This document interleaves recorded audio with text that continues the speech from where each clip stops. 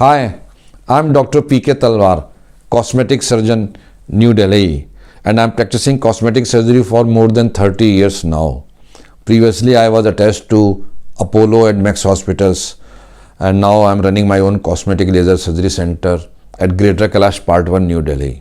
हाँ, जो बड़ी कॉमन चीज़ है जो हमसे पूछी जाती है कि सर आप कॉस्मेटिक सर्जन हैं, प्लास्टिक सर्जरी और कॉस्मेटिक सर्जरी में क्या अंतर है, हमें बताएं, क्योंकि आजकल लोगों में काफ़ी क्यूरियोसिटी हो गई है इस ब्रांच के बारे में, या जनरल भी लोग ज़्यादा नॉलेज लेना चाहते हैं इंटरनेट के, तो वो ऐसे प्रश्न पूछते हैं हमसे, जो कि सही भी है।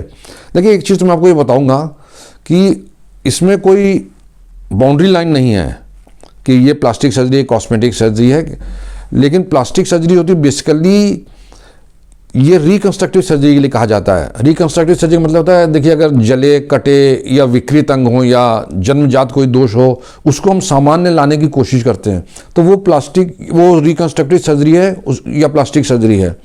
और एक होता है कॉस्मेटिक सर्जरी, जिसमें कि हम सामान्य अंग को और ज़्यादा सुंदर बनाने की चेष्टा करते हैं।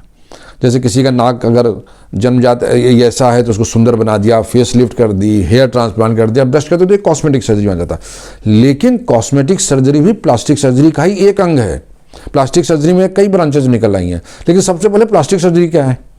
तो देखिए, प्लास्टिक सर्जरी प्लास्टिक जो है ये एक ग्रीक वर्ड है। कई लोगों को ये रहता है कि हम कोई प्लास्टिक डालते हैं, और लोग कहते हैं सर आप कौन सा प्लास्टिक डालोगे हमारे इसमें, तो फिर हम उनको समझाते हैं कि भाई इसका मतलब ये नहीं है। प्लास्टिक जो है ये एक ग्रीक वर्ड है जिसका मतलब होता है टू मोल्ड, मतलब किसी भी चीज़ को आप दोबारा से मोल्ड कर रहे हैं या उसमें परिवर्तन कर रहे हैं, तो उसको वो है प्लास्टिक सर्जरी। तो और आपको शायद ये पता नहीं होगा कि प्लास्टिक सर्जरी जो है सबसे पहले इंडिया में ही डेवलप हुई थी। पहला केस वैसे कहा जाता है कि वो शूर्पणखा का था, जब लक्ष्मण जी ने उसकी नाक काटी थी, और बाद में फिर सुश्रुता के टाइम पे इंडियन फोरहेड फ्लैप था। तो इन चीज़ों के बारे में कभी हम आगे चल के बात करेंगे। तो प्लास्टिक सर्जरी के अंदर कई अब चीज़ें आ गई हैं। क्रेनियोफेशियल है, मैक्सिलोफेशियल है, कॉस्मेटिक सर्जरी है सुंदरता से रिलेटेड, और हैंड सर्जरी है, माइक्रोवेस्कुलर, तो कई ब्रांचेस में आ गए हैं। तो कॉस्मेटिक सर्जरी में बेसिकली आप ये समझिए कि आपका जो पर्सनैलिटी है उसको थोड़ी और सुंदर बनाया जा रहा है।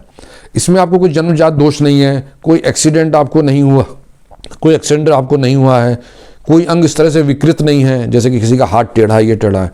तो जो रिकंस्ट्रक्टिव पार्ट है वो यूजुअली प्लास्टिक सर्जरी में कहा जाता है, लेकिन मैं अपने आप को पहले प्लास्टिक सर्जन कहूँगा, क्योंकि हर कॉस्मेटिक सर्जन जो होता है पहले MCS प्लास्टिक सर्जरी करता है या DNB प्लास्टिक सर्जरी करता है। ये एक बेसिक डिग्री होती है। तो जैसे आप पहले BA करेंगे, फिर आप एक सब्जेक्ट में MA करेंगे, तो आपको जो है ये प्लास्टिक सर्जरी में आप एक तरह से BA या BSc करते हैं, तो उसमें बेसिक है, पूरी ट्रेनिंग होनी चाहिए बेसिक आपकी, और उसमें हम लोग सब कुछ सीखते हैं, रिकंस्ट्रक्शन भी सीखते हैं, माइक्रोवेस्कुलर भी, कॉस्मेटिक सब सीखते हैं। उसके बाद जो अगर कोई व्यक्ति सब स्पेशलिटी में कॉस्मेटिक सर्जरी को चूज़ करता है, तो उसके लिए वो अलग से ट्रेनिंग लेके आते हैं ताकि अपनी स्किल को और अच्छा बना सकें, जिसमें लोगों को ज़्यादा सुंदर कर सकें।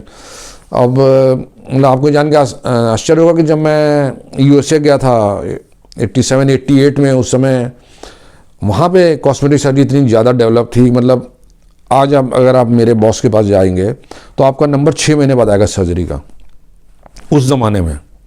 तो वैसे ही हमें भी लगता था कि जब हम इंडिया आएंगे तो कॉस्मेटिक सर्जरी में मतलब भीड़ लगी होगी, लोग कराने के लिए आ रहे होंगे, क्योंकि यहाँ पे उस समय कोई इक्का दुक्का ही कॉस्मेटिक सर्जन होते थे।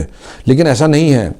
इंडिया में जो कॉस्मेटिक सर्जरी डेवलप हुई है वो अब डेवलप हुई है, वो भी I think because of internet के कारण लोगों का ज्ञान बढ़ा है।